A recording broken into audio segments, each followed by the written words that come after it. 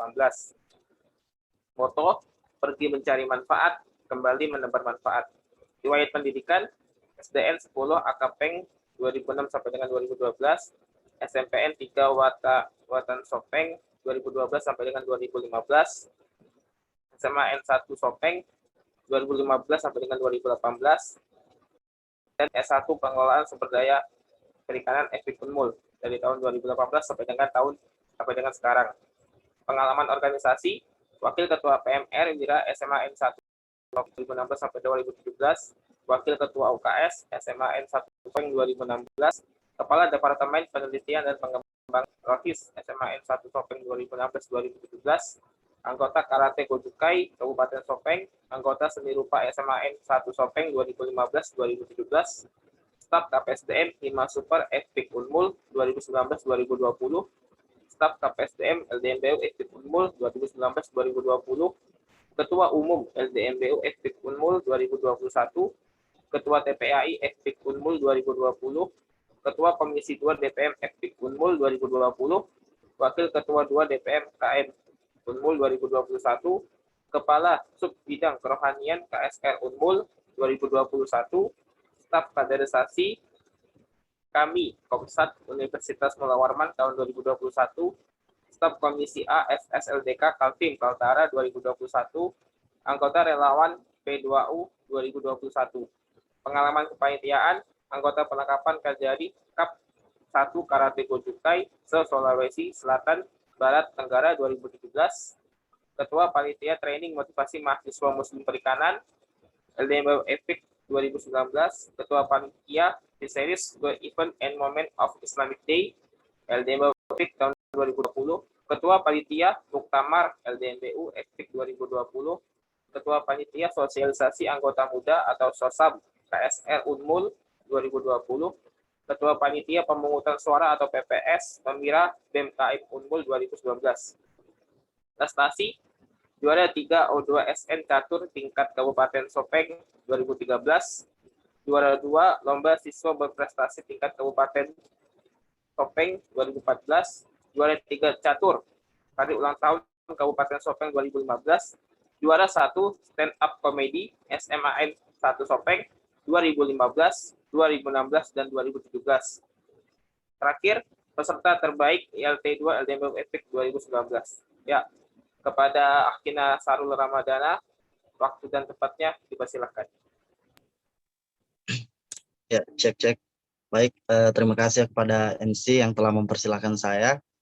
Bismillahirrahmanirrahim. Salam cinta, salam juang, karena dengan cinta kita berjuang. Maka sambutlah salam cinta dari saya. Assalamualaikum warahmatullahi wabarakatuh. Waalaikumsalam. Innalhamdulillah nahmaduhu wa nasta'inu wa nastaghfiruh wa na'udzubillahi min syururi anfusina wa min sayyiati a'malina may yahdihillahu fala mudhillalah wa may yudhlil fala hadiyalah. Asyhadu an la ilaha illallah wa asyhadu anna Muhammadan abduhu wa rasuluhu la nabiyya ba'd.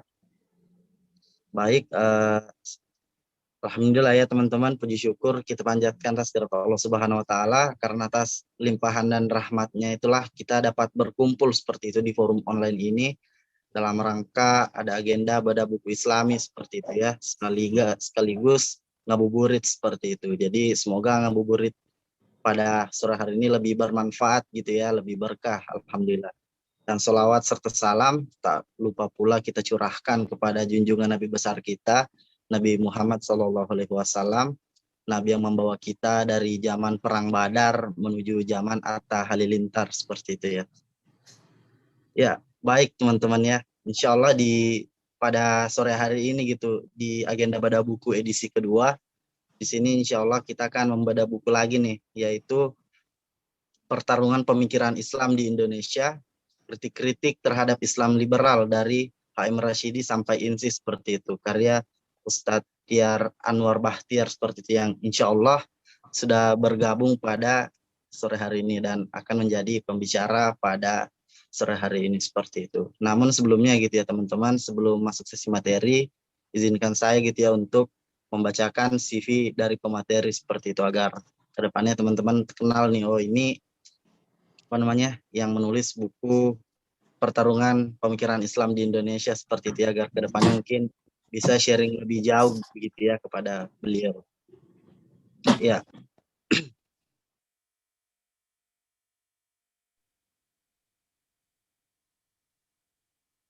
ya, jadi beliau bernama Tiar Anwar Bahtiar, lahir di Ciamis 20 Juni 1979. Beliau menamatkan pendidikannya di Desa Banjarsari Ciamis, kemudian melanjutkan pendidikan tingkat menengahnya di Pesantren Persatuan Islam atau Persis, Garut, Jawa Barat. Pendidikan S1 beliau adalah di bidang sejarah, diselesaikan di Universitas Padjadjaran Bandung gitu ya, tahun 2002. Sedangkan S2 dan S3 beliau ini diselesaikan di Departemen Sejarah Universitas Indonesia Depok seperti itu. Dan pendidikan tingkat doktoral beliau pun diselesaikan atas dukungan program kaderisasi 1000 ulama di Basnas DDII seperti itu. Selain sejarawan muda, Ustadz Tiar ini pun merupakan aktivis pergerakan seperti itu teman-teman, dan akademisi. Beliau pernah menjabat sebagai Ketua Himpunan Mahasiswa Islam atau HMI Cabang Jatinangor, Ketua Pemuda Persis 2005 sampai 2010, Redaktur Pelaksana Majalah Tablik, Majelis Intelektual dan Ulama Muda Indonesia gitu ya, atau MIUMI, Institute for the Study of Islamic Thought and Civilization atau INSIS, dan Jejak Islam untuk Bangsa, dan saat ini mengemban tugas sebagai Ketua Bidang Garapan Pengembangan Dakwah dan Kajian Pemikiran Islam PP Persis teman-teman. Dan ada pun beberapa artikel dari beliau ini lumayan banyak gitu ya, banyak ditemui di media massa cetak nasional ataupun online seperti itu.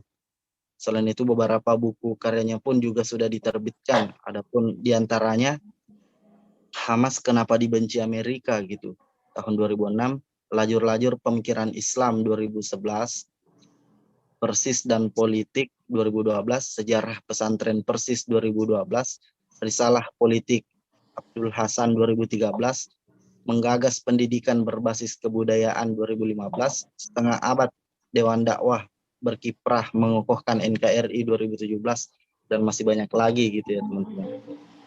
Jadi insya Allah itu tadi CV singkat dari pemateri gitu ya. Untuk selanjutnya mungkin langsung aja gitu saya persilahkan kepada Ustadz Tiar untuk memaparkan materinya terkait pada buku sore hari ini, yaitu Pertarungan Pemikiran Islam di Indonesia, Kritik-kritik terhadap Islam Liberal dari HM Rashidi sampai INSIS. Mungkin langsung saya persilahkan kepada Ustadz Tiar. Tafadhol Ustadz. Ya, baik, terima kasih kepada moderator dan juga panitia. Alhamdulillah. Innalhamdulillah namadu wa nasta'inu wa nastaghfiru wa na'udzubillahi min syururi anfusina wa min sayyiati a'malina. May yahdihillahu fala mudilla lahu wa may yudlil fala hadiyalah. Asyhadu an la ilaha illallah wahdahu la syarikalah wa asyhadu anna Muhammadan abduhu wa rasuluh alladzi la nabiyya wa la rasula ba'da, amma ba'du. Alhamdulillah pada sore hari ini saya berkesempatan untuk bersilaturahim dengan teman-teman di Samarinda. Walaupun kelihatannya pesertanya ini dari mana-mana juga ya. Ini salah satu keuntungan dari diskusi secara virtual adalah bisa diikuti oleh siapapun dari berbagai tempat ya, dengan baik insyaallah. Materi atau tema yang akan kita diskusikan hari ini adalah bedah buku dari buku yang saya tulis, yaitu Pertarungan Pemikiran Islam Indonesia. Buku ini sesungguhnya adalah disertasi ya yang saya tulis di Universitas Indonesia. Saya mengerjakannya dari tahun 2010 ya sampai tahun 2015. Cukup lama tentu saja karena disertasi ya, dari mulai proposal, kemudian perbaikan-perbaikan dan sebagainya, itu sampai ujian-ujian ya, di Indonesia agak banyak ujiannya, dan menghasilkan disertasi lumayan agak agak tebal lah sebagaimana bukunya itu. Dan disertasi ini selesai tahun 2015 ya. Judul aslinya tidak jauh dari judul buku. Judul aslinya itu Respon INSIS terhadap Pemikiran Islam Liberal ya, tahun 2012 sampai 2015 gitu. Dari tahun 2003 sampai 2012. Nah, itu judul aslinya. Nah, kemudian ketika saya tawarkan ke penerbit Al Kautsar ya untuk diterbitkan. Alhamdulillah diterima, kemudian diberi judul gitu ya, pertarungan pemikiran Islam di Indonesia. Nah, itu responsis terhadap pemikiran Islam liberal. Respon terhadap pemikiran Islam liberal sejak zaman Pak Rasidi sampai INSIS. Kemudian alhamdulillah juga tahun 2018 buku ini mendapatkan penghargaan dari IKAPI, Ikatan Penerbit Indonesia, sebagai buku non fiksi terbaik.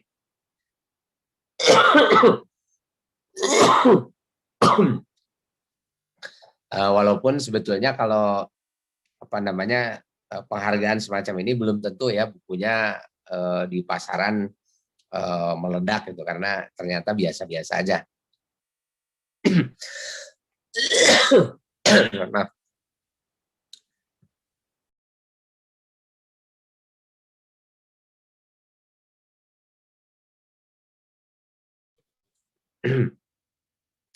Nah, jadi buku ini memang sudah terbit agak lama, dari tahun 2017, sekarang sudah tahun 2021, jadi artinya sudah melewati masa hampir 4 tahun ya dari peredaran buku ini.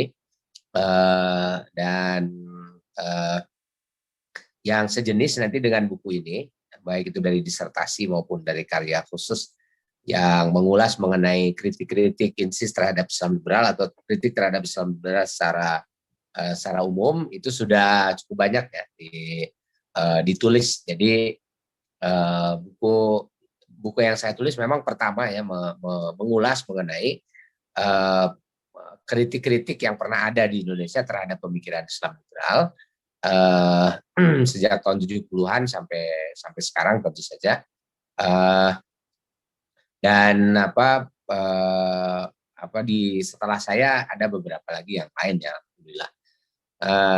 Nah, sebagai buku yang pertama merekam kritik-kritik terhadap pemikiran Islam liberal, buku ini tentu saja sifatnya masih, saya kira masih perlu eksplorasi, masih perlu pendalaman yang lebih di masing-masing temanya, itu perlu ada pendalaman untuk dikembangkan kembali kan gitu ya, untuk dikembangkan lebih lanjut.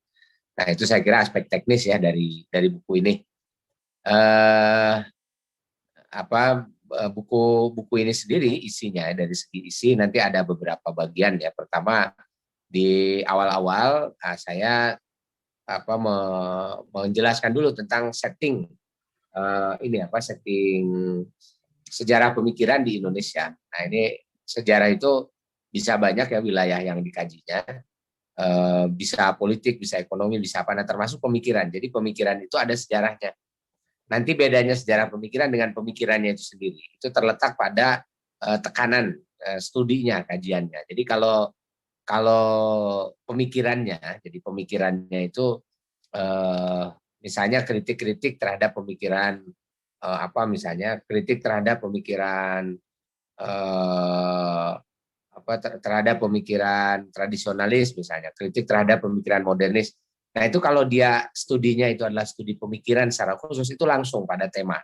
Jadi tema mengenai pemikirannya, misalnya apa sih yang mau dikritik dari pemikiran tradisionalis, katakan saja misalnya yang mau dikritik itu adalah menolak pemikiran dari Barat umpamakan gitu ya. Nah, itu maka yang dikuliti itu habis dalam kajian itu adalah bagaimana kesalahan-kesalahan pemikiran moderni tradisionalis misalnya. Ya nanti menggunakan analisis tertentu untuk mengkritiknya. Atau misalnya kalau kritik terhadap pemikiran Islam liberal. Nah, itu nanti kalau studi pemikiran itu apa tema dari pemikiran Islam liberal, lalu dikritik ya tema-temanya secara mendalam, secara khusus. Nah, itu tidak dikaitkan dengan hal lain, itu kritik saja terhadap pemikiran. Karena kalau yang saya tulis itu adalah sejarah pemikiran. Nah, sejarah itu adalah tindakan manusia. Jadi jelas aktornya. Walaupun sebenarnya pemikiran juga tindakan manusia, tetapi yang diambil itu hanya satu bagian saja dari tindakan manusia, itu diperdalam ya, diperdalam diperdalam temanya. Nah, kalau yang saya tulis ini sejarah. Kalau sejarah itu berkaitan dengan tindak manusia ya. Nah, tindakan manusia bagaimana? Nah, yang dia sifatnya diakronik. Diakronik itu memperlihatkan ada kontinuitas. Kontinuitas itu ada ketersambungan dengan peristiwa-peristiwa sebelumnya. Kemudian ada change, ada perubahan, ya, perubahan apa yang terjadi. Jadi di situ yang dilihat adalah aktor. Jadi kalau dalam sejarah itu yang harus ditonjolkanlah aktornya, siapa ini yang melakukan ini, kemudian kenapa dia melakukan itu, kan gitu ya. Kemudian kaitannya dengan tindakan yang lain atau perilaku yang lain atau peristiwa yang lain itu bagaimana, ketika bertemu dengan yang lain itu apakah menghasilkan satu perubahan atau tidak dan sebagainya. Itu studi sejarah. Jadi studi sejarah ini harus dilihat sebagai satu studi yang mempelajari proses, gitu ya, proses dalam waktu. Jadi dia membentang di dalam waktu, gitu. Jadi ada prosesnya, mulainya kapan, kemudian ini dari mana asal-usulnya, bagaimana proses berkembangnya, ada kontinuitasnya. Kalau terjadi perubahan, bagaimana terjadi perubahannya. Nah, perubahan itu terjadi disebabkan karena apa, kan gitu, itu harus dianalisis. Itu namanya studi sejarah. Makanya nanti kalau di buku saya, Pertarungan Pemikiran Islam itu akan lebih banyak ditemukan aktor-aktor, gitu. Jadi aktor ini siapa, kan gitu, dia melakukan apa, dia dari mana, kenapa dia melakukan itu, dan seterusnya, kan gitu. Itu aktor-aktor itu harus dimunculkan. Sebab dalam dalam sejarah memang studi tentang aktor, ya, studi tentang bagaimana perilaku orang-orang itu di dalam bentangan waktu, nah, di satu ruang tertentu. Nah, kan itu ya. Tapi yang paling utama adalah bagaimana si aktor itu berkiprah dalam satu proses sehingga menjadi sesuatu itu. Nah, mungkin yang ingin atau yang ekspektasinya dari buku saya ingin mendapatkan studi tentang bagaimana pemikiran liberal itu dikuliti misalnya sampai ke akar-akarnya, pasti tidak akan ketemu, gitu ya. Karena memang saya bukan bukan meneliti bagian itunya, gitu ya. Kalau kita ingin mendapatkan kritik terhadap pemikiran liberal secara langsung, ya saya sarankan membaca buku pemikiran, ya, bukan sejarah pemikiran. Misalnya ada bukunya Ustadz Adian Nusaidi, ya, misalnya dulu ada Islam liberal, ya, ada Islam liberal itu dikritik tuh isinya dari pemikiran Islam liberal. Atau misalnya ada bukunya Dr. Syamsuddin Arif, judulnya Diabolisme Pemikiran Islam. Nah, atau Islam dan Diabolisme Pemikiran, itu dua buku itu isinya adalah kritik-kritik terhadap pemikirannya, gitu. Jadi pemikiran Islam liberal itu ada di situ. Atau misalnya bukunya Ustadz Hamid Fahmi, ya, Profesor Hamid Fahmi, judulnya Mishkat. Nah, Mishkat itu isinya adalah kritik terhadap pemikiran Islam liberal. Kemudian ada lagi bukunya siapa misalnya, ada kawan saya, ya, Akmal Syafril, itu menulis buku Islam Liberal 101, itu isinya adalah kritik terhadap pemikiran-pemikiran Islam liberal. Nah, yang saya tulis ini adalah sejarah, gitu, sejarah pemikiran. Artinya aktor-aktor yang muncul di dalam sejarah pemikiran, ya, artinya yang saya kupas ini nanti aktor-aktor yang dia terkenal sebagai pemikir-pemikir di Indonesia. Nah, pemikir atau dalam istilah lain, ya, istilahnya itu adalah sejarah intelektual. Jadi mereka adalah kaum intelektual, ya, yang berkiprah di dalam kancah pemikiran Islam. Secara spesifik diberi kekhasan, yaitu pemikiran Islam. Jadi bukan pemikiran dalam bidang yang lain, tetapi dalam wacana-wacana tentang keislaman, gitu. Nah, pemikiran itu di dalam sejarah, ya, dalam kehidupan manusia ini sangat penting. Kenapa? Karena manusia itu bertindak itu dilandasi dengan pemikiran. Jadi sebelum manusia bertindak itu pemikirannya dulu itu yang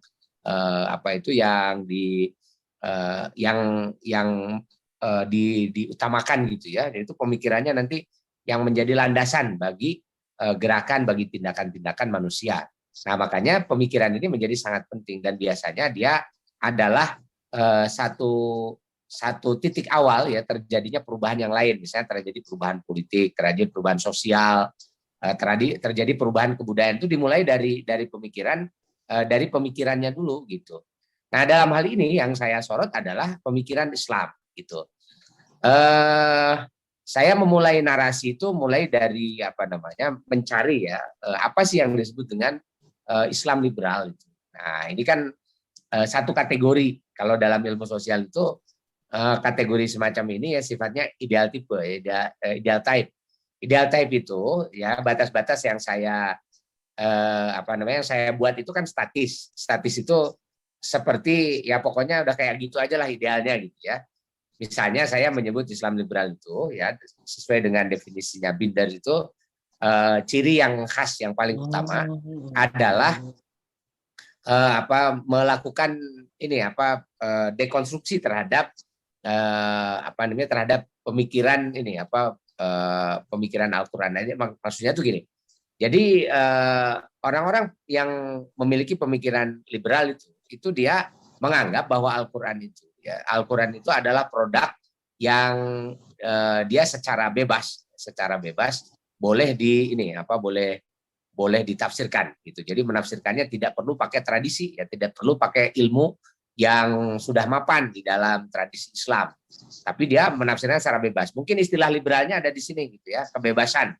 Jadi tidak terikat oleh satu satu metodologi yang sudah mapan di masa lalu, itu tafsir terhadap Al-Qur'an. Nah, kemudian ya karena Al-Qur'an itu ditafsirkan secara bebas demikian, maka nanti akan melahirkan pemahaman-pemahaman juga yang bebas juga yang tidak terikat oleh tradisi yang sudah mapan dalam berbagai bidang. Karena kan Al-Qur'an itu kan dasar ya, kemudian nanti melahirkan pemikiran misalnya tentang fikih ya, tentang fikih itu banyak nanti fikih-fikih yang digugat ya karena menggugat pemahaman terhadap Al-Qur'an yang sudah dianggap mapan tadi itu. Kemudian ada lagi nanti dalam bidang sosial ya, pemahaman sosial tentang relasi sosial dalam Al-Qur'an gitu yang sudah dianggap mapan. Kemudian dikritik lagi masalah akidah juga kadang-kadang sampai juga sampai dikritik juga gitu. Jadi banyak wilayah yang nanti akan dikritik oleh Islam liberal, tetapi inti pokoknya adalah tidak mensakralkan ya Quran untuk diinterpretasi secara bebas. Nah, ini berbeda dengan yang yang tradisional gitu. Kalau pemikiran Islam yang sudah mapan itu menganggap bahwa Al-Qur'an ini harus ditafsirkan sesuai dengan keilmuan yang sudah mapan dalam Islam. Jadi secara epistemologis dia sudah memiliki landasan yang kokoh ya, karena memang sudah diletakkan dasar-dasarnya sejak zaman sahabat ya, zaman sahabat tabi'in dan seterusnya gitu sampai nanti para ulama merancang ya kaidah-kaidah di dalam memahami Al-Qur'an, begitu juga nanti hadis Nabi Muhammad SAW. Nah, itu dasarnya di situ. Jadi cirinya Islam liberal itu dia akan mempertanyakan gitu. Jadi ayat Quran ini dia akan pertanyakan dengan menggunakan akal pikirannya yang bebas gitu. Itu diantara ciri-ciri ini kemudian berkembang menjadi kalangan Islam liberal ini dia banyak sekali menggunakan teori-teori dari Barat yang lahir pada masa era Barat modern. Itu kan nanti adalah banyak sekali lahir teori-teori ilmu ya di Barat pada zaman modern ini, dan itu nanti lebih banyak digunakan sebagai alat analisis untuk memahami Al-Qur'an gitu. Jadi Al-Qur'an itu dibedah nanti menggunakan alat analisis yang berkembang dalam tradisinya orang-orang Barat, misalnya gitu ya. Misalnya tradisi linguistiknya yang berkembang di Barat misalnya digunakan untuk menganalisis Quran. Bukan hanya linguistik tapi juga hermeneutik atau semiotik ya, semiotik dulu ya. Semiotik dipakai juga, kemudian selain itu juga hermeneutik. Itu kan semua teori-teori alat analisis yang berkembang dalam tradisi Barat dalam menafsirkan teks, dan itu banyak digunakan ya karena tadi doktrinnya kan ya kita nggak perlu lagi lah pakai alat-alat lama. Kalau alat lama kan misalnya ada 12 fan ya yang harus dikuasai orang yang akan menafsirkan Al-Qur'an. 12 fan ilmu bahasa itu misalnya adalah nahu, sorof, bayan, badi, ma'ani, arud, qawafi. Kemudian ada ma'ajim, ada ilmu tentang qiraah dan sebagainya kan gitu. Itu ada 12 fan yang harus dikuasai ya untuk memahami bahasa Al-Qur'an. Dan kalau pemahaman yang tradisional basisnya adalah teks gitu ya. Dari teks maksudnya ya sama juga sebenarnya yang liberal teks juga, cuma teksnya itu teks itu dianggap sebagai sesuatu yang dianggap sebagai sesuatu yang pokok gitu. Maksudnya si teks itu dia sempurna, datang dari Allah Subhanahu wa taala. Sehingga teks inilah yang menuntun menciptakan makna gitu. Jadi makna tidak diciptakan oleh si penafsirnya gitu ya, tetapi diciptakan oleh oleh teks itu, dan teks si penafsir berposisi berusaha saja untuk mengungkapkan apa yang diinginkan oleh teks itu. Walaupun nanti ada perbedaan pendapat, tetapi semuanya mengacu kepada keyakinan bahwa lafdhan wa makna dari Quran itu datang dari Allah gitu. Jadi teksnya datang dari Allah Subhanahu wa taala. Nah, sementara yang liberal tidak demikian pandangannya gitu. Jadi karena dia memang sejak awal ingin membongkar ya pemahaman terhadap Al-Qur'an. Nah, dia tidak taat betul kepada teks itu. Jadi teks itu ditafsirkan sesuai dengan kemampuan si mufassirnya atau kemampuan si orang yang menafsirkannya itu menggunakan ya argumentasi yang lebih bebas ya, argumentasi yang sifatnya liberal gitu. Yang liberal itu maknanya kalau yang sudah dipraktekkan oleh kalangan Islam liberal ini, dia menafsirkan dengan metode-metode analisis teks atau metode analisis wacana yang berkembang dalam tradisi analisis teks di Barat. Makanya dia nanti menggunakan pendekatan linguistik yang terbatas, kemudian menggunakan pendekatan semiotik yang paling banyak, dan juga hermeneutik. Nah, inilah yang nanti yang tidak dikenal kan ya, pendekatan semiotik hermeneutik ini tidak dikenal dalam tradisi penafsiran Islam, sehingga bisa melahirkan satu pemahaman yang baru. Nah, sebenarnya kalau yang dibicarakan aspek metodologisnya seperti ini, itu mungkin orang awam tidak terlalu paham ya dengan dengan hal-hal dasar macam begini, gitu ya, soal hermeneutik, soal semiotik, bagaimana digunakan dalam Quran dan sebagainya. Nah, tapi nanti ketika hermeneutika ini digunakan dan menghasilkan pandangan-pandangan tertentu terhadap Al-Quran, ini kemudian menjadi masalah dan kontroversi di kalangan awam, karena memang dia menggugat kemapanan ya dalam dalam pemahaman mengenai ayat Quran. Contoh misalnya, yang paling sering digugat itu ya dengan menggunakan pendekatan hermeneutis adalah ayat tentang poligami, ya kan gitu ya. Nah, ayat tentang poligami yang kesimpulan secara fikih kan itu nanti ada ada alat analisis untuk menyimpulkan hukum dari poligami, yaitu boleh ya, itu kan analisisnya adalah analisis yang berbasis kepada teks itu. Misalnya pertama dilihat teksnya kan gitu ya, teksnya itu ada amar di situ ya. Ya ayyuhalladzina amanu fankihu ma taba lakum minan nisa matsna wa thulatha. Wa in wa ini itu alat tadlu faidatan. Nah, jadi itu ayat poligami itu kan dilihat secara teksnya. Oh, teksnya begini. Kemudian dibandingkan dengan teks yang lain. Ada hadis, kemudian ada hadis itu kan berupa perkataan Rasul atau perbuatan ya. Perbuatan Rasulullah dan sebagainya, sampai pada kesimpulan bahwa poligami ini adalah halal berdasarkan ya analisis teks sebagaimana yang secara tradisional difahami. Nah, kemudian di kalangan Islam liberal ini dia tidak mau menggunakan alat analisis itu. Kalau menggunakan alat analisis yang sama ya kesimpulannya pasti sama, poligami itu boleh gitu. Maka dia ingin mencari gitu sesuatu yang ini ini harus difahami dengan cara yang lain gitu. Maka akhirnya metodologinya yang diubah. Nah, dia kemudian melakukan atau mendekati pemahaman terhadap ayat poligami itu dengan hermeneutika gitu. Nah, diantaranya misalnya yang digunakan adalah pendekatan dekonstruksi kan gitu ya. Dekonstruksi ini banyak dipakai oleh Nasr bin Abu Zaid ya, kemudian oleh Muhammad Harkon, dan juga dasar-dasar teori dekonstruksinya itu diperkenalkan oleh Derrida.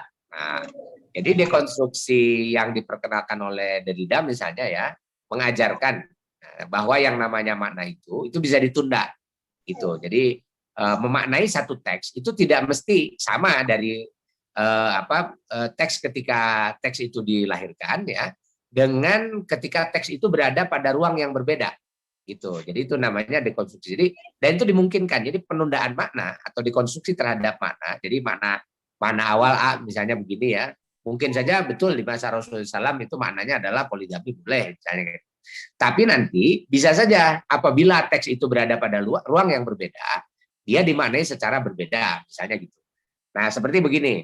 Seperti orang ngomong anjing misalnya gitu. Anjing itu biasa aja secara letterlek itu binatang kan anjing itu. Tapi dia dalam ruang yang berbeda, anjing itu bisa memiliki makna yang berbeda gitu. Nah, Derrida memang dia berpatokan kepada bahwa makna dari kata itu kan ada dua, ada makna yang sifatnya leksikal atau makna makna kamus ya, makna denotatif, tapi ada juga makna yang sifatnya majazi konotatif gitu.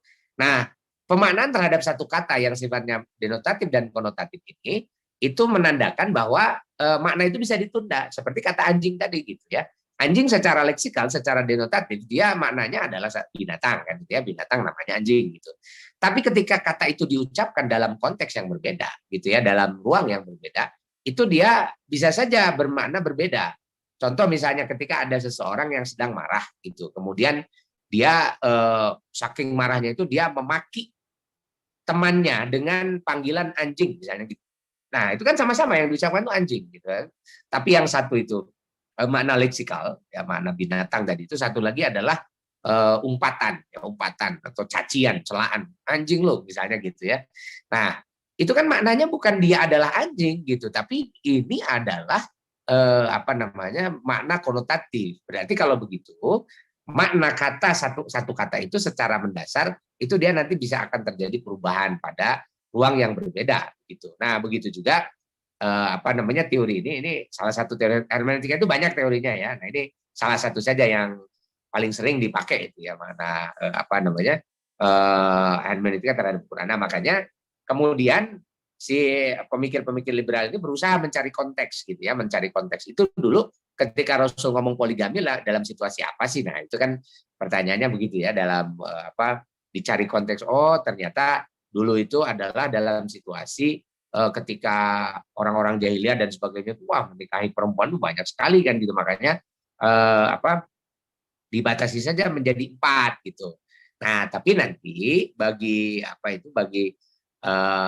kalangan ini menurut pemikir liberal ini kalau dibawa ke ruang sekarang gitu, di mana poligami itu bukan merupakan sesuatu yang seperti pada masa Rasulullah SAW, bahkan sekarang sudah terbentuk ya perkawinan monogami yang lebih banyak di Indonesia dibandingkan yang poligami, maka ayat ini bisa ditarik pemaknaannya kepada kepada keinginan atau kepada kesimpulan bahwa sebetulnya perkawinan poligami itu mau dilarang gitu. Jadi boleh juga dikatakan diharamkan gitu ya.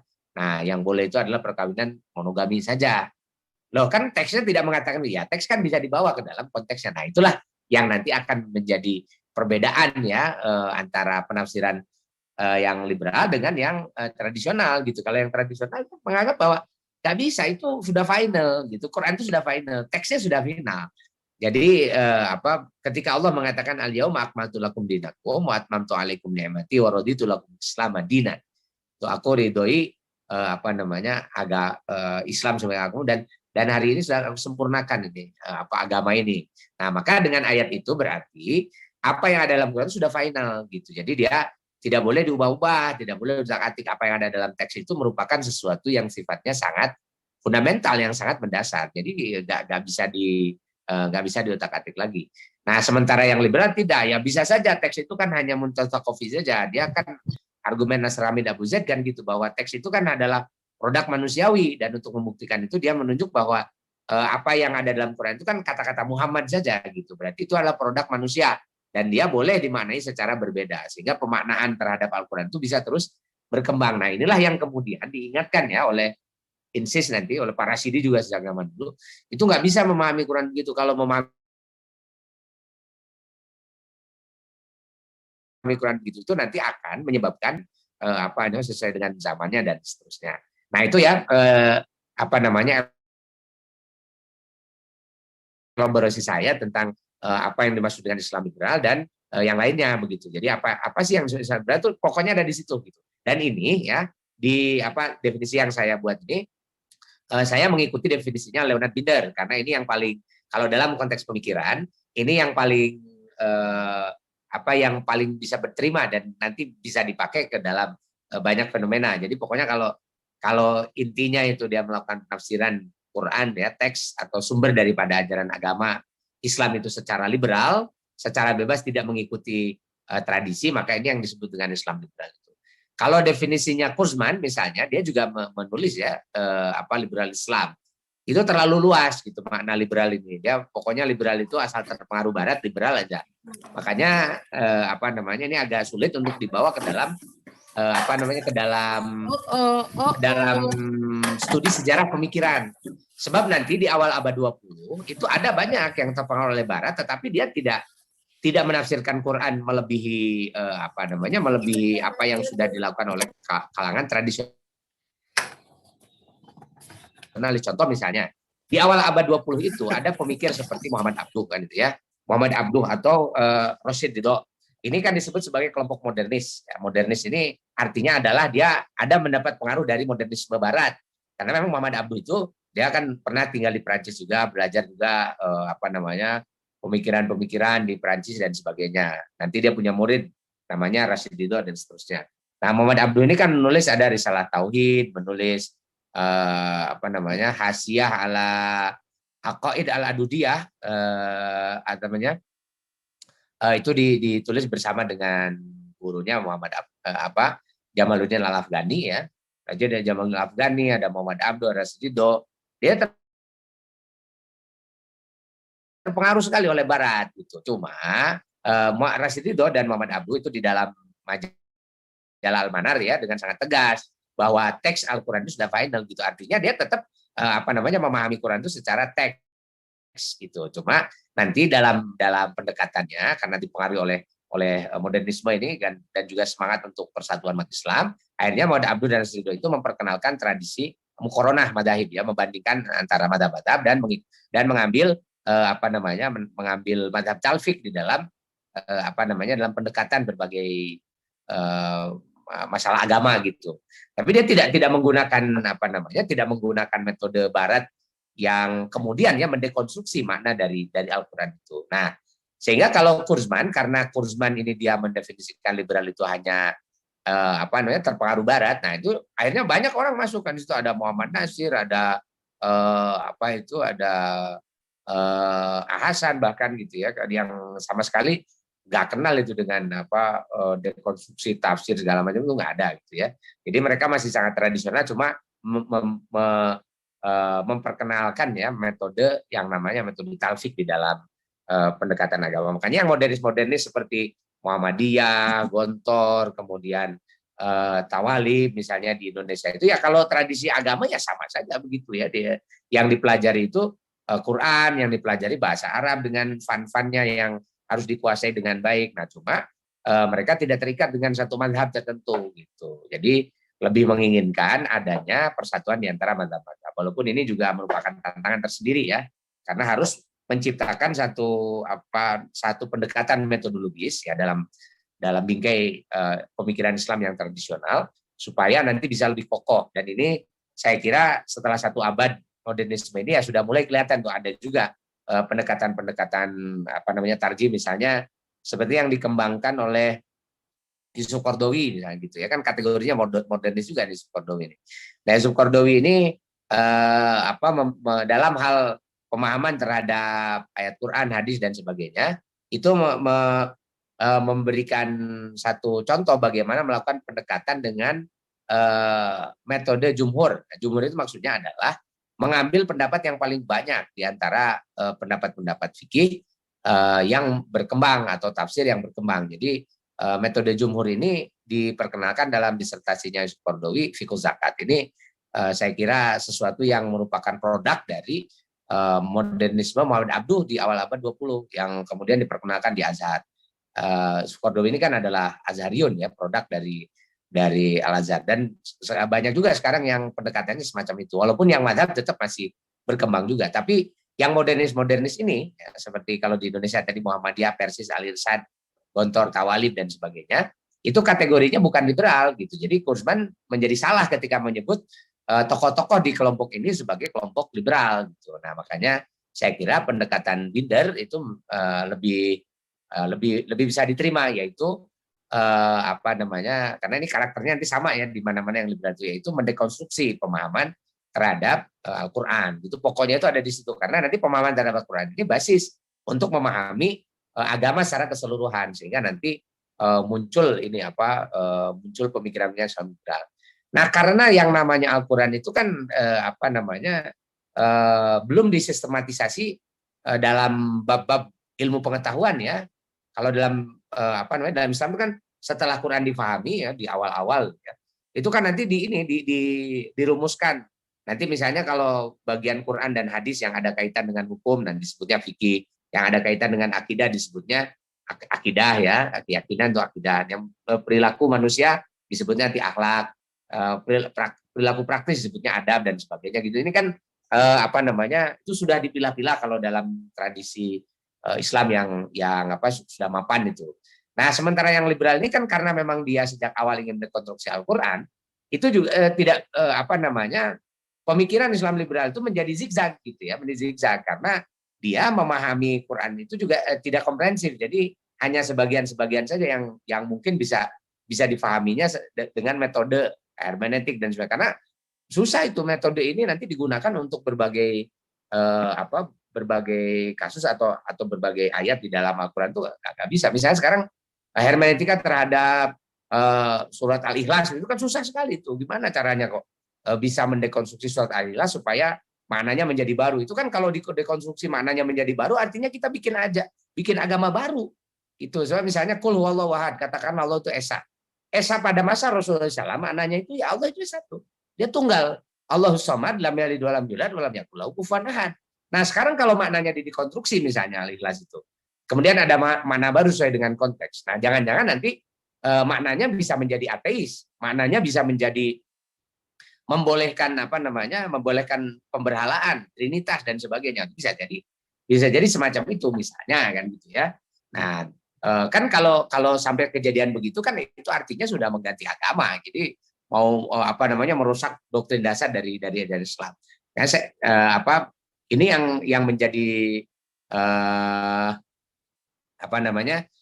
yang menjadi pokok ya dari inti pemikiran liberal itu. Nah, itu makanya nanti sejak kemunculan awalnya. Nah, kapan kemunculan awalnya? Kalau di Timur Tengah, di Mesir sana, di Mesir, di Syria ya, itu sudah muncul sejak tahun 40-an, tahun 50-an.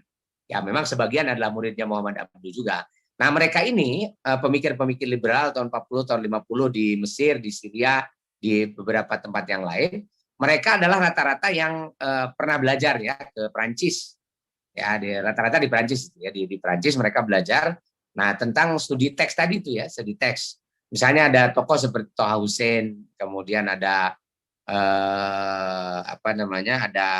ada Ahmad Amin misalnya, kemudian ada Khalafullah dan lain-lain gitu ya, dan beberapa yang lain. Ada Abdurrahman Kawakibi juga dan seterusnya.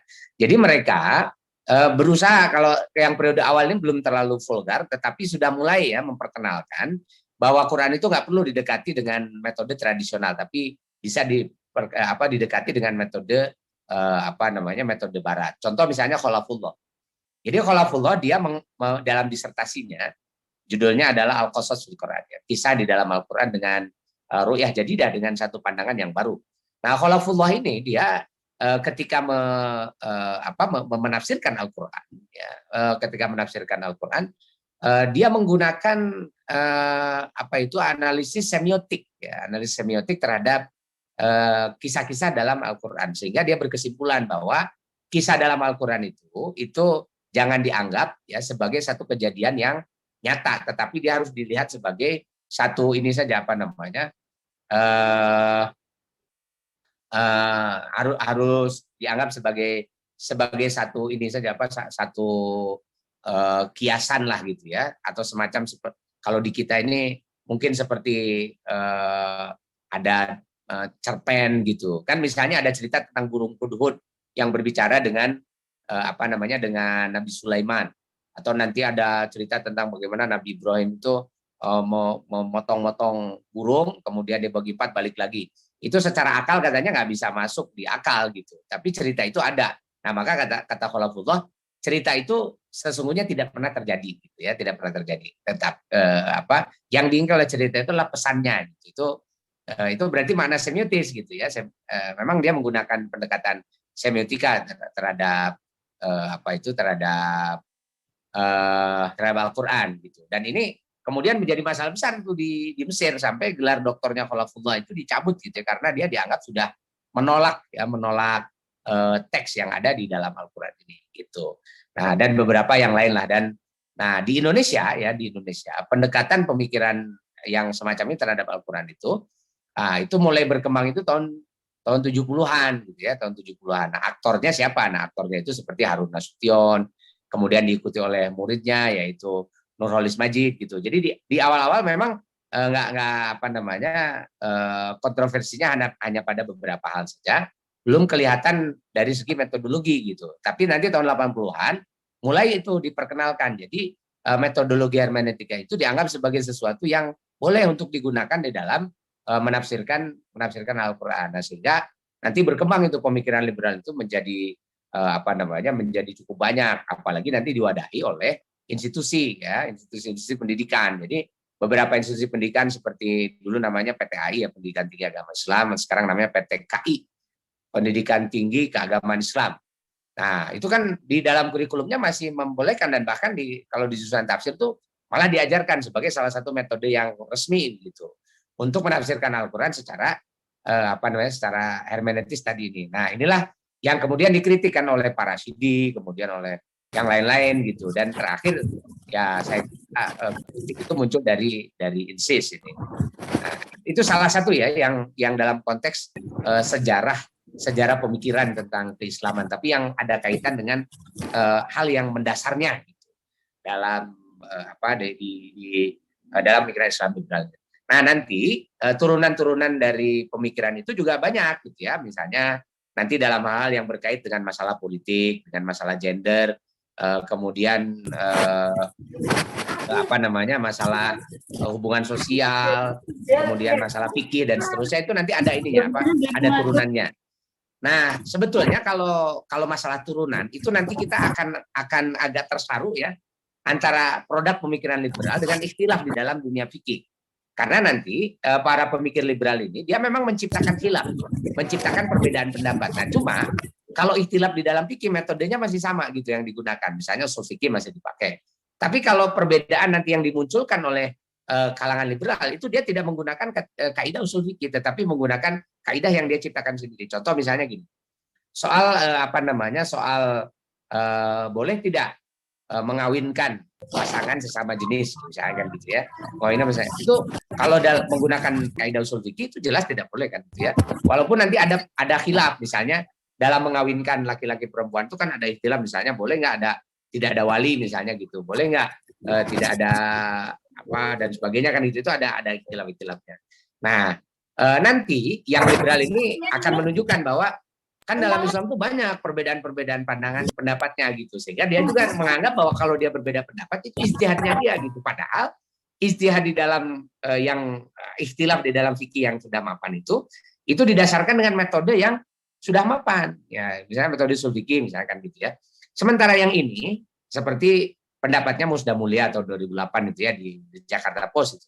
Dia menuliskan itu bahwa menikahkan orang yang kawin sesama jenis itu justru dianjurkan katanya, karena pernikahan itu untuk mencari sakinah gitu ya, sakinah mawaddah warahmah kan litaskunu ilaiha dan seterusnya. Nah, kalau pernikahan orang yang suka dengan sesama jenis dipaksakan kawin dengan yang beda jenis itu tidak akan sakinah. Jadi tidak akan tidak akan merasa tenang dan sebagainya gitu. Sehingga dia harus dinikahkan dengan sesama jenis, dan itu untuk menghindari juga perzinahan sesama jenis ya. Jadi maksudnya hubungan badan tetapi di luar pernikahan. Makanya perlu dinikahkan. Itu kan usulnya Musda Mulia begitu kan gitu ya di di Jakarta Post tahun 2008 itu sampai kontroversi itu ramai sekali waktu itu. Walaupun sekarang kalau ditanyakan suka ngeles itu ya Bu Musdanya, kata dia tidak mendukung itu, dan padahal sebenarnya datanya ada dan itu jelas sekali dan ditulis dalam di media yang dibaca oleh banyak orang gitu. Jadi agak susah untuk mengelak. Nah, pertanyaannya gini, kalau didesak-desak loh, itu kan pendapat fikih kan gitu ya. Pendapat fikih kan bebas, orang berpendapat, saya berijtihad, orang berijtihad ya. Nah, ini kita suka keliru dengan ini dengan perbedaan pendapat dalam fikih atau ikhtilaf ya dengan dengan yang semacam ini. Pendapat-pendapat yang syadz yang itu nggak ada dasarnya sebenarnya di dalam dalam fikih, dalam studi fikih. Nah, makanya kalau para ulama ya menilai sebenarnya pemikiran Islam liberal ini kategorinya apa? Apakah dia pemikiran ikhtilaf atau pemikiran bid'ah? Ternyata kategorinya adalah pemikiran bid'ah. Jadi dia adalah ibtada'a fiddin. Ibtada'a fiddin itu menciptakan sesuatu yang baru dalam agama yang itu sama sekali la aslalahu, nggak ada dasar. Itu nggak ada dasarnya, itu dia cuma comot-comot ayat saja, kemudian ya dipantas-pantaskan begitulah, di otak-atik supaya seolah-olah dia adalah argumentasi untuk sampai pada kesimpulannya. Seperti tadi itu ya, soal keharaman poligami, soal soal selain keharaman poligami itu tadi soal bolehnya nikah sesama jenis dan sebagainya, itu kan adalah pemikiran yang sah. Yang ini kategorinya dalam dalam tradisi Islam itu adalah ibtida' fiddin atau ikhtira' fiddin, ya, hal yang mengada-adakan baru di dalam agama. Nah, cuma masalahnya karena sekarang ini fenomena Islam liberal ya sudah sejak tahun 70-an itu seolah-olah diberi ruang, maka pemikiran-pemikiran liberal ini dianggap seperti semacam ijtihad baru, padahal sebetulnya sama sekali ini bukan ijtihad. Nah, itu diantara kritik ya terhadap Islam liberal, baik itu dari para Rasyidin nanti dilanjutkan oleh perlanjutnya sampai kepada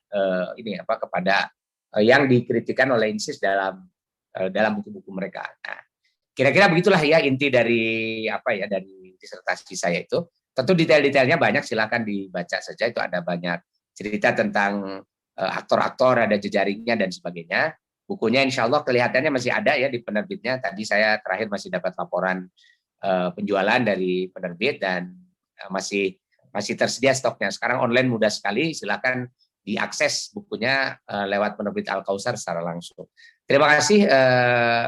Mohon maaf kalau apa yang saya sampaikan agak tidak sesuai dengan ekspektasi. Mudah-mudahan ada manfaatnya. Assalamualaikum warahmatullahi wabarakatuh. Waalaikumsalam warahmatullahi wabarakatuh. Ya, baik ya, syukron atas penyampaian yang sangat luar biasa gitu tadi dari Ustadz Tiar. Insya Allah untuk sekarang kita langsung masuk gitu ya ke sesi diskusi atau sesi tanya jawab gitu ya teman-teman. Jadi mungkin saya langsung buka gitu ya untuk 3 pertanyaan pertama. Jadi buat teman-teman yang mau bertanya bisa raise hand, langsung open mic ataupun bisa di room chat seperti itu. Dan mungkin di room chat ini sudah ada pertanyaan gitu Ustadz ya dari M. Nurwatani Janhari. Saya mau bertanya Ustadz, yang pertama itu apakah semua usaha mengkontekstualkan Al-Quran adalah sesuatu yang liberal? Dan bagaimana keadaan akidah orang yang berpikir liberal? Dan yang terakhir, apakah Ustadz Dr. Tiar Anwar ini tidak memakai ciri-ciri pemikiran Islam liberal menurut Greg Barton di dalam disertasinya di Monash University? Ya, mungkin itu pertanyaan pertama, Ustadz. Baik, saya jawab aja langsung ya. Siap, saya jawab yang terakhir. Kenapa saya tidak pakai Greg Barton? Greg Barton tuh nggak pakai istilah liberal Islam. Yang pakai liberal Islam tuh yang pakai liberal Islam itu adalah Leonard Binder. Dia nulis buku itu liberal Islam. Kemudian Charles Kurzman, dia menulis juga liberal Islam kan, atau liberal Islam in Indonesia. Itu ini Kurzman ya. Nah, sehingga saya nggak pakai Greg Barton. Greg Barton itu cuma terjemah bukunya aja yang pakai istilah Islam liberal, gagasan Islam liberal di Indonesia. Itu kan terjemahnya yang diterbitkan oleh para Madinah.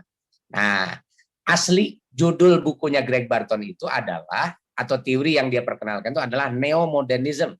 Gitu. Jadi itu neomodernism boleh juga dikatakan sebagai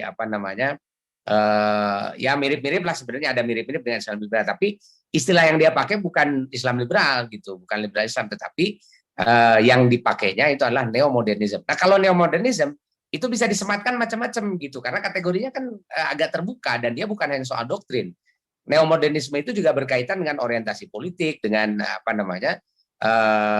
orientasi politik, kemudian pembacaan terhadap situasi yang tengah berlangsung. Makanya kan tokoh-tokohnya itu seperti Amin Rais, terus Gus Dur, ada Johan Effendi di situ, terus satu lagi ada siapa tuh, Jaludin Rahmat kan ya. Nah, jadi tokoh-tokoh itu seperti Amin Rais ya. Amin Rais apa cocok disebut Islam liberal seperti yang saya definisikan? Menurut saya nggak terlalu cocok gitu ya. Karena Amin Rais itu modernis dia. Jadi walaupun ada orientasi yang agak mengkritik modernisme yang agak lama, tetapi dia masih dalam tradisi itu yang sangat sangat kuat begitu ya, sehingga mengkategorikan Amin Rais sebagai liberal kan menjadi bermasalah gitu. Nah, makanya ini saya kira kategorinya Greg Barton nggak saya pakai gitu ya, tidak saya pakai karena memang istilahnya juga bukan Islam liberal. Nah, makanya yang menyebut nama Islam liberal secara langsung itu liberal Islam itu ada Leonard Binder gitu. Jadi ini yang saya maksud itu begitu. Kemudian pertanyaan pertama, apakah usaha mengkontekstualisasikan Al-Quran itu selalu liberal? Jadi gini Pak, Islam liberal itu lain seperti tadi itu ya, bukan mengkontekstualisasi itu dia. Jadi dia mencari konteks untuk apa? Membenarkan tafsirnya kan gitu ya. Nah, bagaimana cara dia menafsirkan? Cara dia menafsirkan itu bukan berusaha untuk mengkontekstualisasi Al-Quran, tetapi dia membongkar makna Quran. Gitu. Jadi mungkin dia berangkat dari satu konteks tertentu, misalnya ada konteksnya apa nih? Zaman sekarang kita sedang pada zaman memperjuangkan gender equality gitu ya, persamaan gender itu konteksnya.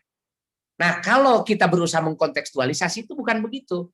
Ya kalau kita berusaha mengkontekstualisasi dalam pengertian ini Quran, ayat Quran. Nah, bagaimana Quran bisa menjawab tantangan-tantangan yang sekarang sedang terjadi, misalnya tantangan tentang pembelaan terhadap wanita dan sebagainya. Ini Quran bagaimana nih? Kita berusaha mengkontekskan metodenya tidak keluar dari metode yang yang dipakai oleh para ulama pada masa lalu kan gitu ya, metode yaitu metode tafsir yang biasa gitu ya, yang menggunakan pendekatan yang tekstual. Setelah ditemukan makna dasarnya dari ayat-ayat Quran yang ada kaitan misalnya dengan masalah keperempuanan, lalu digunakan itu untuk menjawab problemnya apa sih, misalnya problem intinya adalah ketidakadilan. Maka di sini dicari nih bagaimana cara nanti Quran itu mewujudkan keadilan di tengah di tengah masyarakat, tapi tidak mengubah yang qot'i, tidak mengubah yang dasar, itu namanya kontekstualisasi gitu. Kalau Islam liberal itu bukan begitu caranya, tapi dia membongkar maknanya. Jadi si makna yang ada dalam Quran itu yang sudah mapan itu disingkirkan. Ya disingkirkan, misalnya gini. Ada kasusnya apa? Orang-orang poligami tidak tidak berbuat adil. Banyak yang terzolimi misalnya dalam perkawinan poligami. Nah, kalau dalam pendekatan kontekstualisasi yang benar, yaitu mengkontekskan ayat Quran dengan situasi yang ada, dia tidak lantas kemudian mengharamkan poligami gitu ya, karena dia di dalam teks baik Quran maupun Sunnah itu sudah jelas, qot'i itu sudah konkret, itu sejak dulu sampai sampai sekarang itu terdapat ijma juga. Ijma itu kesepakatan dan agama ini kan dijaga oleh Quran, Sunnah dan ijma ya. Nanti kias digunakan juga untuk melakukan kontekstualisasi itu. Nah, jadi setelah kita paham bahwa bukan poligami kemudian diharamkan, tapi coba lihat dalam ayat poligami itu apa yang menjadi inti kan, fa in khaiftum alla ta'dilu, kalau kamu tidak berlaku adil, fawaidatan satu aja. Nah, coba lihat ini situasinya. Ini terjadi ketidakadilan. Apa yang menyebabkan dia tidak adil itu? Apakah dia tidak kuat menikah lebih dari satu? Maka karena ini kan sifatnya kehalalan, udah larang aja. Udah kamu lepas aja, kamu satu aja istrinya. Kamu kalau lebih dari satu nggak bisa tidak bisa berbuat adil misalnya. Tapi itu in case ya, dalam kasus orang yang tidak bisa berbuat adil. Bukan membongkar makna ayat Quran bahwa kemudian poligami jadi haram gitu, tetapi melakukan kontekstualisasi, yaitu penerapan terhadap tatbik ya terhadap ayat Quran ini supaya dia sesuai dengan situasi yang tengah dihadapi dan sesuai dengan misi daripada Al-Quran gitu dalam perkawinan, yaitu menciptakan keadilan misalnya gitu. Tapi kalau kemudian ketemu dengan ini bagus nih poligami, adil, bagus, rukun dan sebagainya gitu, kan nggak ada masalah. Ya gini nggak apa-apa gitu, jalan, karena memang yang intinya adalah kalau dia terjadi kezaliman, karena yang diharamkan dalam Quran itu kezaliman. Nah, kalau yang liberal dia bukan melakukan kontekstualisasi tapi pembongkaran teks. Dia tahu bahwa sama-sama pengetahuannya itu ya dengan yang mengkontekstualisasi tadi.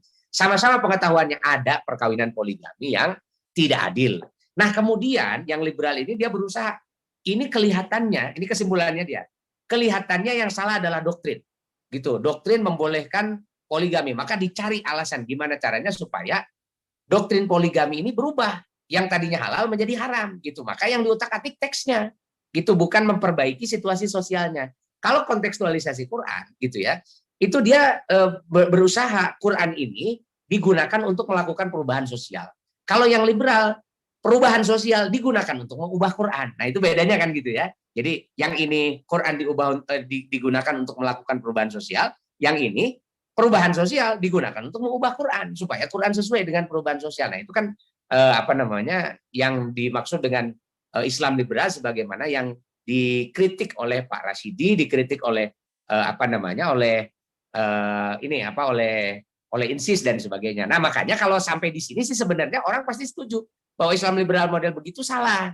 Nah, cuma di Indonesia ini kan banyak yang menggunakan definisinya Kuzman yang tidak jelas. Sehingga kadang-kadang ya ada orang yang berpikir kritis. Dia tidak mengkritik Quran, tidak mengkritik Sunnah, cuma dia ingin gitu ya kehidupan sosial itu sesuai dengan apa namanya misi daripada Quran dan Sunnah itu. Lalu dia mulai mengkritik apa namanya mengkritik kondisi sosial di masyarakat, dia dikritik ini begini dan sebagainya. Nah, itu kadang-kadang ada yang gara-gara mengkritik tradisi, bukan mengkritik Quran ya, tapi mengkritik tradisi yang sudah mapan, yang dianggap sebagai dipengaruhi oleh agama, dianggap berpikirnya liberal, padahal sebenarnya dia bukan liberal, karena yang saya maksud liberal tadi itu seperti tadi itu dia ingin mengubah ya hal-hal dasar di dalam Al-Qur'an. Nah, makanya sebetulnya kalau sekedar kontekstualisasi dalam pengertian kita ingin mengarahkan kondisi sosial supaya sesuai dengan apa namanya sesuai dengan misi daripada Quran maupun Sunnah Nabi Muhammad SAW, saya kira itu adalah satu pandangan yang kritis yang sudah benar gitu. Nah, jadi kontekstualisasi, saya kan dari tadi tidak menyebut kontekstualisasi, tetapi konteks dimanfaatkan oleh pemikir-pemikir liberal itu untuk mengubah apa yang sudah qot'i di dalam Al-Quran itu. Nah, saya kira begitu. Baik, terima kasih.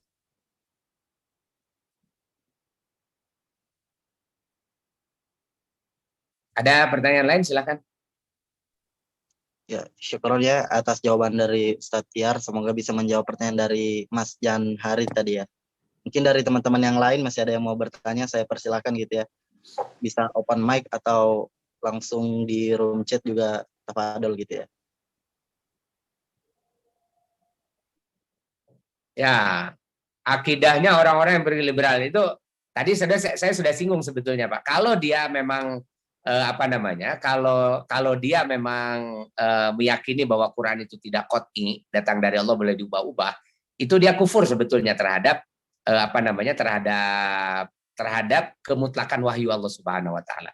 Nah, saya kira kalau dalam konteks ini, makanya ada sebagian ulama yang mengatakan bahwa apa namanya pemikiran liberal ini adalah pemikiran dol mutil, pemikiran yang sesat gitu. Kenapa? Karena disebut pemikiran sesat karena dia menolak prinsip yang dasar dalam apa namanya dalam agama. Apa itu? Menerima Al-Qur'an lafdzan wa ma'nan minallah gitu. Jadi lafaz maknanya dari Allah Subhanahu dengan keimanan. Makanya Majelis Ulama Indonesia berdasarkan definisi seperti yang sama definisi seperti saya tadi itu seperti dalam disertasi saya, bahwa pemikiran liberal itu di dalam Al-Quran kan ada pemikiran sekuler, pluralisme, sekularisme, dan liberalisme. Itu adalah pemikiran yang haram di dalam Islam. Kenapa? Karena kalau dia sampai menyangkut kepada akidah, itu bisa menyebabkan seseorang menjadi sesat gitu. Makanya disebut sebagai ahlul bidah. Dia apa namanya menciptakan hal yang baru di dalam apa namanya dalam agama. Kalau sampai pada level yang pada sama itu. Tapi kan gini ya, manusia itu tidak bisa menjadi liberal atau tidak liberal dalam definisi yang saya sebut yang ideal type tadi itu apa secara otomatis gara-gara disebut liberal. Contoh misalnya ada seseorang yang kamu ini liberal. Itu kalau apa namanya kalau hanya sekedar liberal gara-gara sebutan itu belum tentu.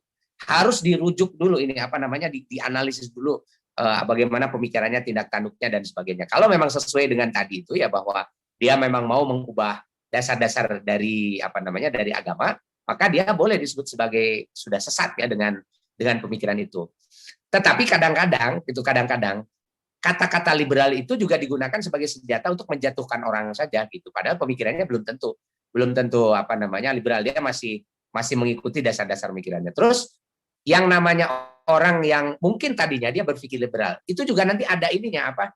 Ada tobatnya gitu. Namanya manusia kan dia tidak selalu ada dalam satu keadaan gitu. Ada perubahannya. Saya ada punya sahabat ya dulu waktu dia masih mahasiswa, bahkan kuliahnya luar biasa tuh di Mesir ya biasa. Wah tahun 2003, 2004, 2005 itu terkenal sekali kan gitu. Dia malah menolak hadis. Jadi bilang gak ada itu hadis itu kan gitu ya. Dianggap bahwa hadis itu kepentingan politik aja dan seterusnya kan gitu. Dia malah membongkar pemahaman Al-Qur'an dan seterusnya. Nah, ini apa namanya? Itu dulu ya, dia bahkan ada beberapa tulisannya. Nah, cuma kan manusia itu kan berubah. Sekarang ini luar biasa. Dia menjadi apa? Walaupun tidak menyebut diri wah saya tobat liberal, menyerang liberal itu enggak gitu, tetapi dia pemikirannya sekarang balik lagi kepada tradisi gitu. Jadi tetap yang apa namanya dia pegang itu tradisi dalam apa namanya dalam Islam, dan pemahamannya saya kira sudah cukup apa namanya sudah cukup baik sekarang ini kan gitu. Jadi artinya manusia itu bisa berubah gitu ya. Yang tadinya liberal juga bisa apa namanya bisa balik lagi. Contoh misalnya dulu ada tahun 2001 itu kan tahun 2000-an ya. Tokoh Islam liberal itu kan siapa ini apa namanya si Ulil Absor ya, Ulil Absor. Saya tulis itu Ulil Absor. Nah, Ulil Absor ini dia mendeklar sebagai Islam liberal. Tentu mungkin ya dalam definisinya dia lah. Nah, sekarang malah Ulil ini ya setiap malam itu selama Ramadan, bahkan di luar Ramadan juga itu malah pengajian ini apa Ihya Ulumuddin Mishkatul Anwar ya, tulisan kajiannya apa karya-karya Imam Ghazali itu yang banyak menghantam pemikiran-pemikiran liberal. Nah, makanya kelihatannya sih sudah ada perubahan-perubahan dalam cara berpikirnya tentang apa namanya tentang dasar-dasar agama. Nah, bisa saja orang yang saya sebut misalnya di dalam buku saya itu sebagai tokoh Islam liberal, itu saya kira mungkin dalam perjalanan waktu itu dia bisa apa namanya mengalami perubahan yang signifikan, perubahan yang cukup banyak. Itu biasa saja di dalam dalam sejarah. Cuma mungkin belum saya tuliskan tuh karena karena saya membatasi waktunya itu kan sampai tahun 2012 saja. Artinya setelah tahun 2012 itu mungkin ada perubahan-perubahan dari tokoh-tokoh yang ditulis kan gitu. Misalnya dulu ada tokoh seperti Harun Nasution ya. Harun Nasution ini kan peletak dasar pemikiran Islam liberal di Indonesia ya dengan beberapa bukunya. Dia menyebutnya sebagai Islam rasional gitu ya. Nah, tetapi di penghujung di akhir dari hidupnya itu Harun Nasution ini malah jadi pengikutnya tarekat Qadiriyah Naksabandiyah yang sangat tradisional. Yang ini kalau dalam rumusnya Islam liberal itu pasti ditolak ini, ikut tarekat ini karena dia betul-betul harus bahkan bukan hanya taat kepada tradisi secara keilmuan, itu betul-betul harus taat kepada mursyidnya kan gitu ya. Kepada pemimpinnya dalam tarekat itu, tarekatnya Abah Anom dan beberapa yang lain. Itu banyak kejadian-kejadian macam gitu dalam sejarah ini ya.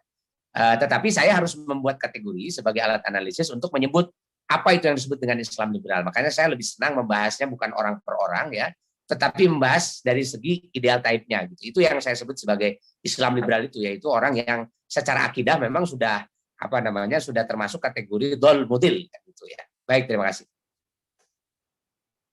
Ya, baik, syukron Ustadz atas jawabannya. Insya Allah ya ada 3 pertanyaan baru nih Ustadz, dan mungkin buat teman-teman untuk pertanyaannya kita cukupkan gitu ya, karena mengingat waktu juga kita terbatas gitu. Nah, mungkin insya Allah ini ada 3 pertanyaan baru Ustadz. Yang pertama ini dari Adi Ningsih. Assalamualaikum Ustadz, izin bertanya, belum lama ini ada kegiatan tarawih virtual melalui Zoom dengan penceramah tokoh ilmuwan wanita dari suatu ormas. Nah, paham liberal ini sudah mulai masuk ke berbagai lini ormas ya Ustadz? Ya, saya kira ya betul sebenarnya ya. Bukan hanya kalau tarawih sih masih sunnah ya. Sunat itu ya boleh boleh dilaksanakan masing-masing di rumah kan. Itu kemarin yang fenomenal selama selama pandemi itu adalah Jumatan virtual, karena Jumat itu wajib. Dan wajibnya itu kan wajib di masjid, wajib diadakan secara berjamaah gitu. Dan itu sampai sholatnya berjamaah. Berjamaah itu dipimpin si imamnya ada di mana misalnya gitu ya. Imamnya di Jakarta, makmumnya ada yang di Medan, ada yang di mana, karena secara virtual aja. Nah, itu kan analisis fikihnya memang tidak didasarkan kepada tradisi yang yang sudah mapan ya dalam tradisi Islam itu, hanya menggunakan kaidah masyaqqah saja gitu ya. Kaidah karena sedang terjadi kesulitan, bahkan masyaqqahnya itu belum diperdebatkan apakah sungguh-sungguh itu masyaqqah yang membolehkan kita sampai berjumatan saja di mana. Padahal sebenarnya kan Jumatan itu sederhana aja. Kalau memang masyakoh, Jumat itu menjadi tidak wajib, artinya balik lagi sholat duhur aja masing-masing gitu, nggak perlu Jumatan. Itu kan base dari apa namanya sholat duhur itu, Jumat itu ya duhur gitu ya. Kalau nggak Jumat cukup duhur. Nah ini malah Jumatan secara virtual gitu ya. Sholatnya 2 rakaat itu kan malah menjadi sesuatu yang berada di luar di luar perdebatan istilah fikih. Nah itu contoh aja ya, contoh memang saya kira pemikiran-pemikiran semacam ini perlu diuji dengan apa? Dengan pemikiran yang sudah mapan dalam tradisi. Jadi kalau tadi soal Jumat virtual ini hukumnya harus dibalikkan lagi kepada bagaimana tradisi kita. Ayo balikin lagi ke kaidah-kaidah fikih kalau dia bertanggung jawab bahwa ini adalah produk ijtihad fikih gitu. Nah, kalau produk ijtihad fikih itu nggak boleh menggunakan dengan argumentasi akalnya sendiri gitu. Maksudnya ya mau dialah gitu menetapkannya. Nah, tapi ini harus didudukkan dulu dengan tradisi pemikiran fikih dulu kan gitu ya, kaidah-kaidah fikih dan sebagainya. Baru nanti boleh kita perbincangkan apakah ini merupakan bagian dari khazanah istilah fikih atau ini benar-benar satu hal yang melenceng dari agama. Melenceng dari agama itu istilahnya adalah bid'ah fid kan gitu ya. Nah, ini saya kira perdebatannya cukup panjang ya mengenai masalah itu, tapi memang keberanian orang untuk menggugat doktrin-doktrin dasar dalam agama itu memang sampai hari ini masih tetap terjadi gitu ya, masih terjadi. Jadi orang berusaha untuk membongkar hal yang sudah mapan dalam agama hanya sekedar ya untuk sekedar ini saja sekedar menyesuaikan dengan perkembangan-perkembangan yang dianggapnya lebih baik ya di zaman ini gitu. Nah, kira-kira begitu. Baik, terima kasih. Ya, syukron atas jawabannya, Ted. Semoga bisa menjawab gitu ya, terjawab pertanyaan dari saudara Diningsih. Mungkin langsung ke pertanyaan selanjutnya dari saudara Rizwin, Ustaz. Bagaimana menanggapi orang-orang yang terpengaruhi dalam paham humanisme? Dikit-dikit hak asasi manusia gitu, Ustaz. Gue lolo gitu, Ustaz. Ya ini kalau menghadapi yang begitu itu tergantung orangnya ya. Tergantung orangnya, dia apakah orang yang punya basic agama. Tidak. Kalau punya basic agama bisa bicara dengan menggunakan dalil-dalil agama. Tapi kalau memang tidak punya basic agama, hanya pemikiran saja, kitanya harus pandai juga melihat kelemahan-kelemahan mendasar dari pemikiran humanisme itu gitu. Misalnya gini, kalau kita dalam ranah perdebatan filsafat, pemikiran humanisme itu kan adalah pemikiran yang menolak yang menolak adanya aspek spiritualitas dari kehidupan ini kan gitu. Nah, coba dieksplor itu ya pemikiran-pemikiran yang materialistik ya dalam humanisme itu, dan kemudian itu diperdebatkan gitu ya. Nah, itu saya kira kalau dia paham dengan filsafat mungkin akan bisa bisa menerima argumen kita. Atau misalnya ada orang yang menggunakan hak asasi manusia itu hanya sekedar ini pergaulan sosial aja gitu. Maksudnya pemahaman dia hanya sekedar pada level pemahaman relasi antar manusia gitu, bahwa pemikiran humanisme ini baik, pemikiran humanisme itu peduli pada orang dan sebagainya. Nah, kalau modelnya begini kan gitu, itu kita harus menjawabnya juga dengan pemahaman kita terhadap bagaimana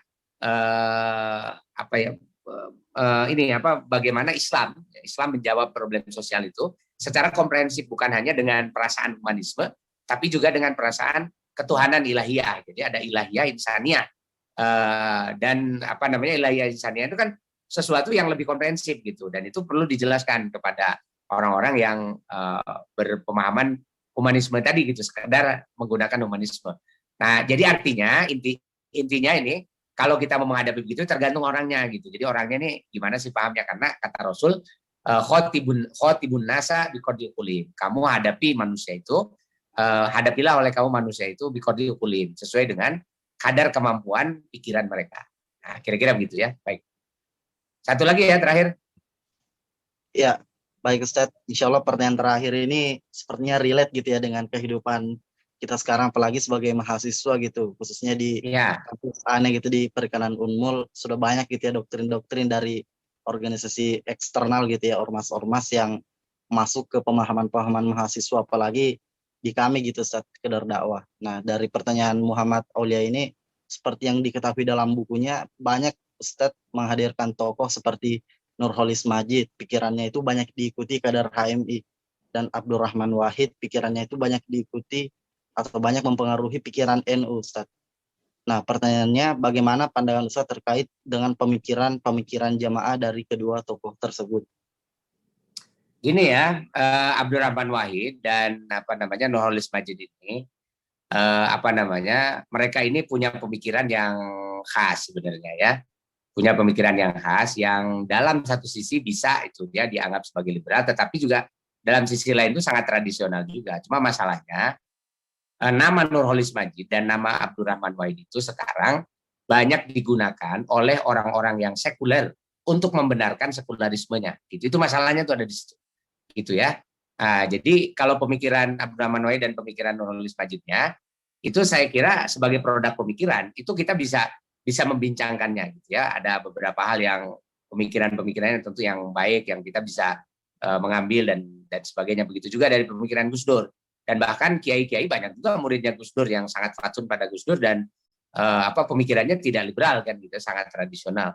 Nah, cuma masalahnya itu sekarang nama Nurholis Majid dan Abdurrahman Wahid itu sering digunakan sebagai alasan untuk membenarkan bahwa kita ini boleh menggunakan sekularisme gitu ya untuk memahami agama kita.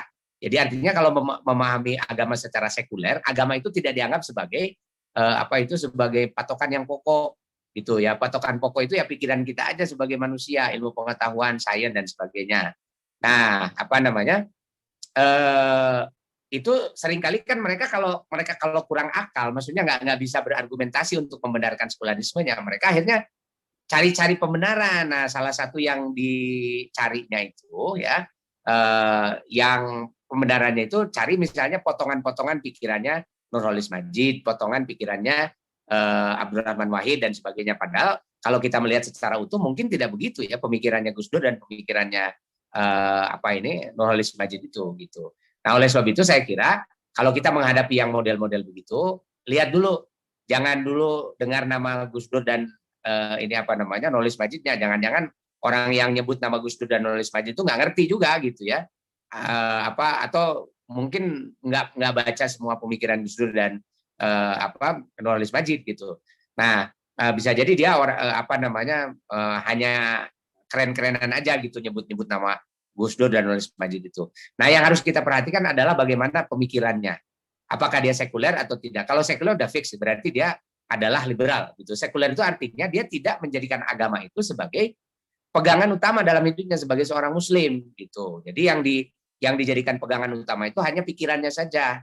Nah, itulah yang menjadi alas atau yang menjadi dorongan utama kenapa muncul pemikiran liberal itu karena pemikiran sekuler tadi itu gitu. Nah, bagaimana kita mengantisipasinya? Mengantisipasinya itu saya kira di kita ini banyak sekali mahasiswa-mahasiswa ini yang masih awam terhadap agama. Maka menghidupkan dakwah, mengajarkan Islam yang dasar-dasar, yang yang pokok-pokok ya, dirosah diniyah itu sangat penting, sangat fundamental, apalagi di universitas umum ya seperti di Unmul. Nah, makanya saya kira peran LDK, Lembaga Dakwah Kampus ini sangat strategis. Jadi jangan berhenti untuk berdakwah, terus aja. Apa dakwah itu ya? Ajarkan anak-anak itu membaca Quran, ajarkan fikih yang benar, ajarkan akidah yang benar, ajarkan akhlak itu bagaimana dalam Islam, lalu dijaga itu di dalam perilaku seharian. Kemudian apabila muncul pemikiran-pemikiran semacam itu, ayo kita munculkan lagi kritiknya supaya nanti menjadi wacana gitu. Jadi kalau ada yang wah ini menyampaikan pemikiran ini, nah, kita sampaikan juga, ada juga kritiknya nih, kritiknya begini, supaya ini menjadi wawasan, supaya menjadi orang menjadi paham, oh ya bahwa kalau sekadar pemikiran semacam itu pasti dia ada yang menerima dan pasti banyak juga yang mengkritik apabila dia terlalu jauh dari Islam. Baik, saya kira itu ya jawaban saya tentang dari pertanyaan tadi. Baik, terima kasih. Assalamualaikum warahmatullahi wabarakatuh. Waalaikumsalam warahmatullahi wabarakatuh. Ya, baik, syukron jazakallahu khair kepada Ustadz Tiar yang telah memberikan materi serta menjawab beberapa pertanyaan tadi ya. Semoga ilmu yang kita dapat pada hari ini bisa bermanfaat bagi kita, bisa mendatangkan berkah, dan bisa juga kita implementasikan di kehidupan sehari-hari seperti itu. Baik, mungkin sebelum ditutup gitu ya, sebelum masuk penutup, mungkin dari Ustadz Tiar saya persilahkan untuk memberikan closing statement gitu Ustadz, untuk sedikit motivasi gitu ya buat kami selaku peserta di room Zoom ini seperti itu ya.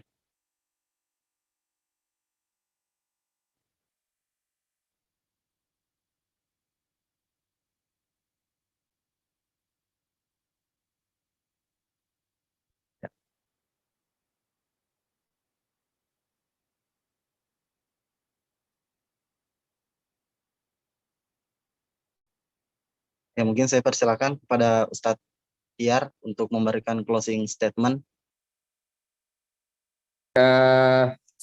Alhamdulillah dari awal sampai akhir kita sudah mendiskusikan masalah ini.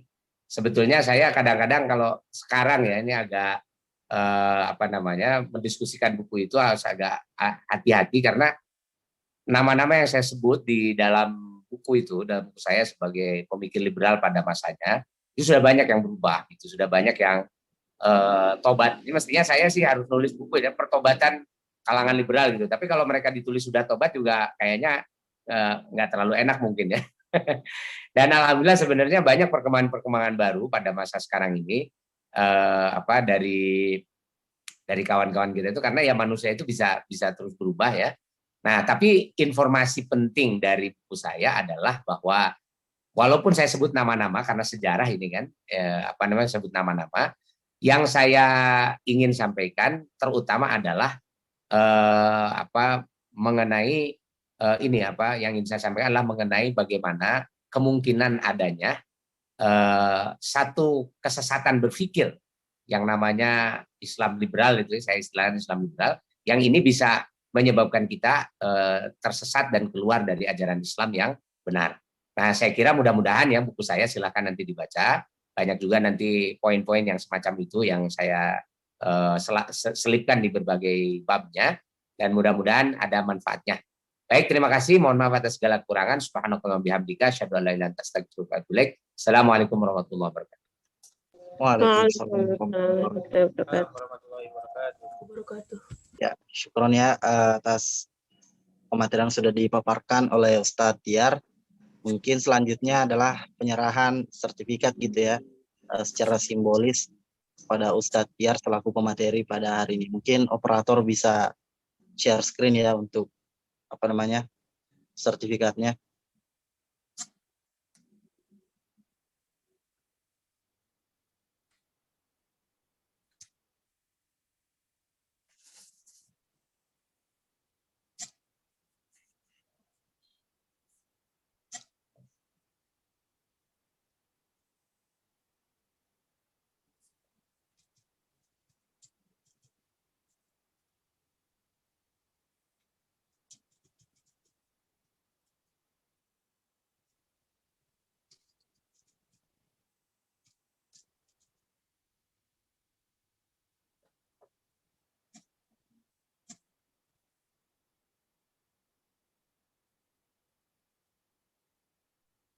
Ya, mungkin operatornya ada sedikit kendala gitu ya. Mungkin langsung aja gitu ya, kayaknya langsung ke sesi dokumentasi gitu ya, untuk mengabadikan momen pada hari ini seperti itu. Mungkin bagi teman-teman yang tidak berhalangan gitu ya, bisa open kamera untuk sesi dokumentasi gitu.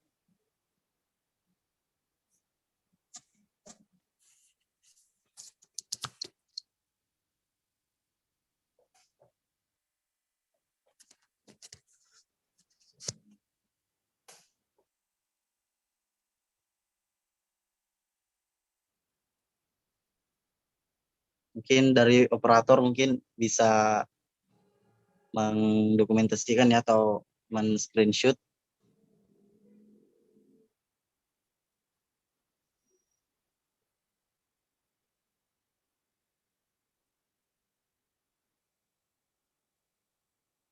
Atau dari teman-teman yang pakai laptop gitu.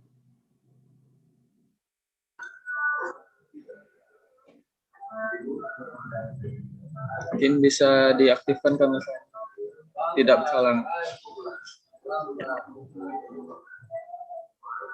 Ini hitung ya. 1, 2, 3. Sekali lagi. 1, 2, 3.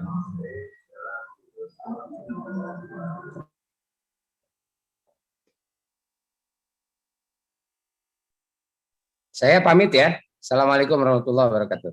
Syukuran Ustaz. Waalaikumsalam warahmatullahi wabarakatuh. Ya, baik ya. Terima kasih teman-teman atas waktunya, telah meluangkan waktunya gitu ya untuk hadir di agenda Bada Buku pada hari ini. Mungkin sebelum penutup, Ana ada sedikit info gitu ya buat teman-teman. Mungkin dari operator bisa share screen ya untuk open donasi dari DPU Kaltim.